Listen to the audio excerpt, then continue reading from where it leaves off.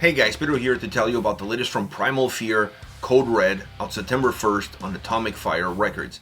This album has 11 tracks, 58 minutes in length, and this is the band's 14th full-length studio record. They are a German power metal band.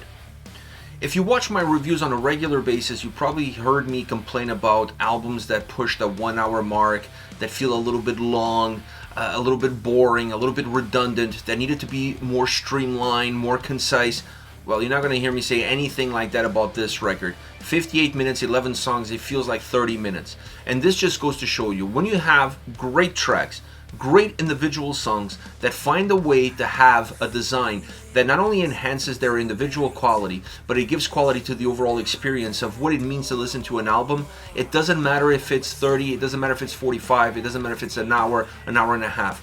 It's an experience that you're enjoying yourself in. It's an experience that you don't want to end, and that allows you to feel that the record has a lot more life in it. And this album has just all of those attributes. It has a great design that enhances the playability of the album as a whole, and enhances the quality of the individual songs, the right tracks coming at the right time in order to give you the right flow, making this album super fun and engaging to listen to. As far as the sound is concerned, this is a big sounding record. It feels like an arena style metal album with some rock elements infused in it. It's an album that carries itself really well. It doesn't just have big volume. The big volume doesn't really have ends. It's not boxed in. It doesn't feel defined by parameters. You're able to hear the sound travel laterally. Not only the album has up and down movement with ebbs and flows within songs, with ebbs and flows from song to song, this is an album that also moves laterally. It has a massive footprint. It really feels larger than life, but still super clear. Great production behind it because it clears up the sound in a way that it's easy to digest, that it's straight to the point, that it feels simplified. It narrows itself down at times. It doesn't force you to peel layers. Everything is right in front of you, but it also has enough rawness, specifically coming from the guitar sound, that it doesn't feel overly polished from that point of view. The guitars sound a little bit more live than studio. You hear a few imperfections here and there, the fingers running through the strings. All of that stuff adds warmth, adds a live vibe, and brings in that big sound, that big arena experience into the studio, into the overall experience of this record. Now, when it comes to the thickness of that experience, the drums play a huge role. The drums on this album are very heavy. Maybe not consistently heavy, but they offer enough heaviness throughout the entire record that you start to feel a sense of continuity between the tracks, even though some songs may not necessarily meet that threshold. But the drums are definitely a cause and an effect of heaviness, of power, of density within the sound. And I love this drum sound, this drum experience throughout this entire album. It definitely adds power to power metal. And it doesn't matter how driven the guitars are, it doesn't matter how over the top they are, you need to have a drum presence that is impactful in creating that power. And this record definitely offers that. Now, as far as the guitars are concerned, I already mentioned those imperfections in the sound that give the live experience. I think that's really important. It adds a different texture to how these tracks come across. It adds a more organic experience, if you will. But the guitars sound all around, from the acoustic elements, the solos. I mean, this is one of those records that you can pick any track you want, choose a solo, and it's going to blow your mind. Even the solos have that arena style, really over the top, a very classic feel to them, old school power metal, old school heavy metal, if you will, which plays really well into the overall production, into the overall essence of this album.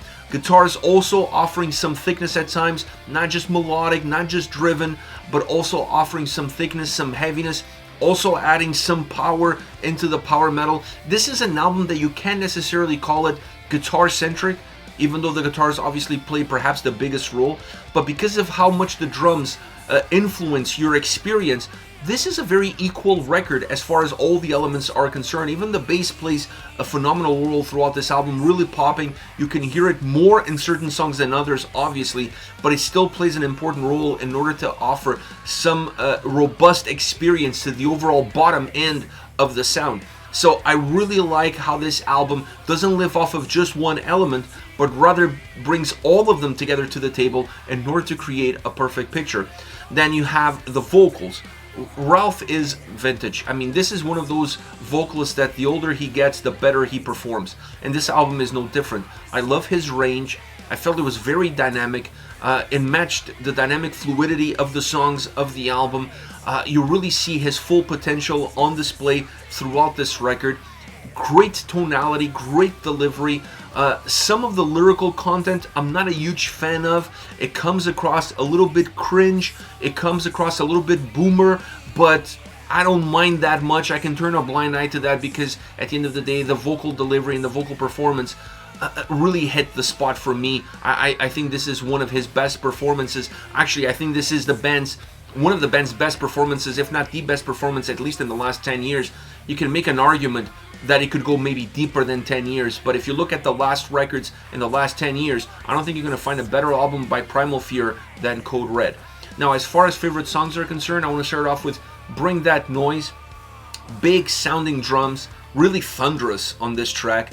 Driven, melodic, and powerful guitars to match up that power of the drums. Once again, two elements adding power into power metal. Vocally rich, loose, and free, which is something that you're going to see throughout the entire record. It doesn't feel like a vocal performance that was boxed in. It feels very natural in terms of how it comes across.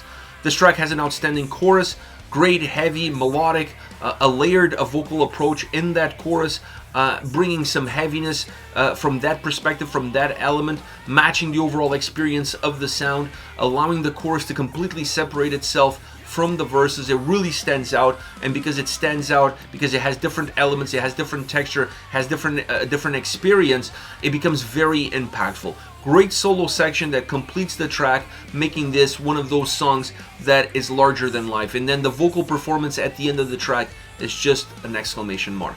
Next we have Play a Song, a more guitar heavy track, definitely more driven as well on the guitars, depending a lot heavier on the guitar sound to be impactful, to drive the experience than on any other element.